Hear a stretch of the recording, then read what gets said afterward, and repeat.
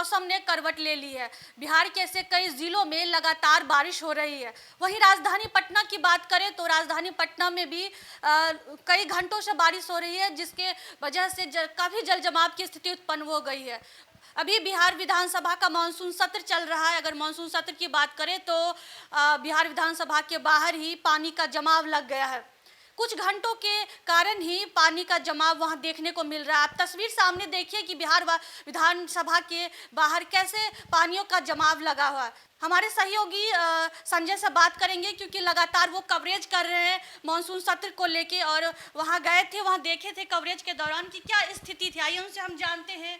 देखिए स्वप्नल, सुबह से जिस तरीके से बारिश हो रही है और विधानसभा के अंदर जल जमाव की स्थिति तीसरी बार है, क्योंकि पहले भी यस तूफान ने जब दस्तक दिया था उस वक्त भी यही स्थिति बनी थी कि बिहार विधानसभा के जो कैंपस है वो पूरा जलमग्न हो चुका था।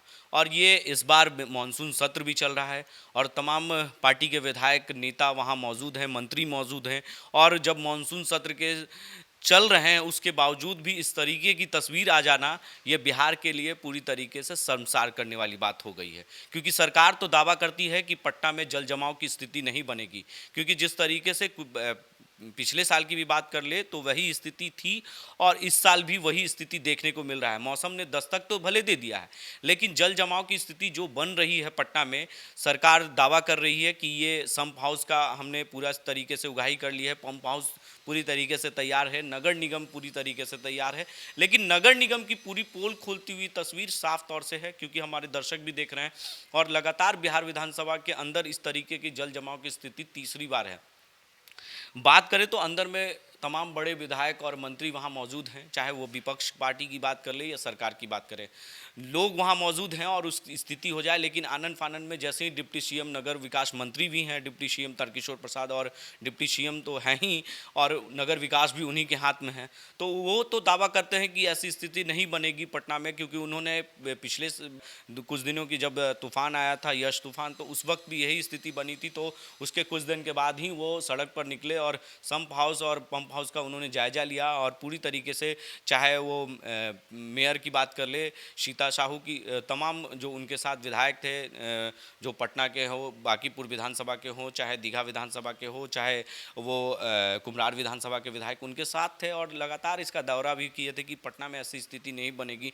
क्योंकि जो पिछले साल 2 साल पहले की कहानी है, स्थिति बनी थी, वो स्थिति फिर से ऐसी दोहराई ना जा सके। सरकार की किरकिरी भी हुई थी, काफ़ी नाव भी चले थे पटना में जल जमाव की स्थिति, और वो स्थिति फिर से है। तस्वीर दर्शक हमारे देख रहे हैं कि किस तरीके से आनन फानन में जो नगर विकास के मंत्री हैं और डिप्टी सीएम तारकिशोर प्रसाद, उन्होंने आनन फानन में ये चीज़ें तुरंत वहाँ से जल जमाव की स्थिति को साफ कराया। और ये साफ जाहिर यही स्थिति बनती है कि उप मुख्यमंत्री रेणु देवी का भी जो आवास है वो भी जलमग्न हो चुका था। नंदकिशोर यादव जो विधायक भी हैं और पूर्व मंत्री भी रह चुके हैं पथ निर्माण, तो उनके घर भी पूरी तरीके से जल जमाव की स्थिति बन चुकी थी। तो कह सकते हैं कि पूरी तरीके से जो स्थिति है पटना की, वो जलमग्न का पूरा साफ ये नज़ारा देखने के बाद यही लगता है कि बिहार में सिर्फ सरकार जो है वो जल जमाव की स्थिति पर कागजों पर है, ज़मीनी हकीकत कुछ और है। कि जब भी मानसून सत्र है और 5 दिनों का सत्र चल रहा है मानसून सत्र में, और 5 दिनों का ये सत्र है, बहुत छोटा सत्र है, क्योंकि विपक्ष लगातार सरकार को घेरने का काम कर रही है। कई ऐसे मुद्दे हैं विपक्ष के पास जो सरकार को घेरने के लिए तैयार है, और स्थिति देखने के बाद यही साफ जाहिर यही होता है कि सिर्फ सरकार अब जलमग्न हो चुकी है, सरकार जो है अब पानियों में है। पूरी तरीके से ये साफ जाहिर यही होता है। तो कह सकते हैं कि ये सरकार जो है पूरी तरीके से जल जमाव को लेकर विफल है, और सरकार जहाँ से पूरी तरीके से पूरे बिहार की जो चीज़ें हैं वो वहाँ पर विधानसभा के अंदर जाते हैं, तमाम अपने पार्टी विधायकों के, अपने विधानसभा के क्षेत्र के हों, सांसद, माफ़ कीजिएगा, विधायक जो होते हैं वो वहाँ पहुँचते हैं और पूरी तरीके से बातों को रखते हैं अपने विधानसभा क्षेत्रों के, जो भी उनके विधानसभा क्षेत्रों में स्थिति। अगर जब राजधानी की स्थिति ये है तो बाकी जिलों की तो स्थिति आप देख ही रही है कि पूरा उत्तर बिहार जो है वो डूब चुका है, पूरी जल जमाव की स्थिति हो चुकी है। तो साफ यही जाहिर होता है। अब अपने दर्शकों को भी बता दें कि आपने तस्वीरें तो देखी ही कि क्या स्थिति है बिहार की, और पटना की बात कर ले तो बाकी जानकारी हमारी स्वप्निल देंगी। तो जैसा कि हमारे सहयोगी ने बताया कि ये तीसरी बार है जब विधानसभा के बाहर पानी का जमाव लगा हुआ है, तो आप पूरी तरीके से विधान सभा के बाहर ये तस्वीर भी देख सकते हैं किस तरह से जल जमाव की स्थिति बनी हुई है। तो कह सकते हैं कि पूरी तरह से हमारी सरकार जो है वो विफल साबित होती है। ऐसी तमाम खबरों को देखने के लिए आप बने रहे 10D न्यूज़ के साथ।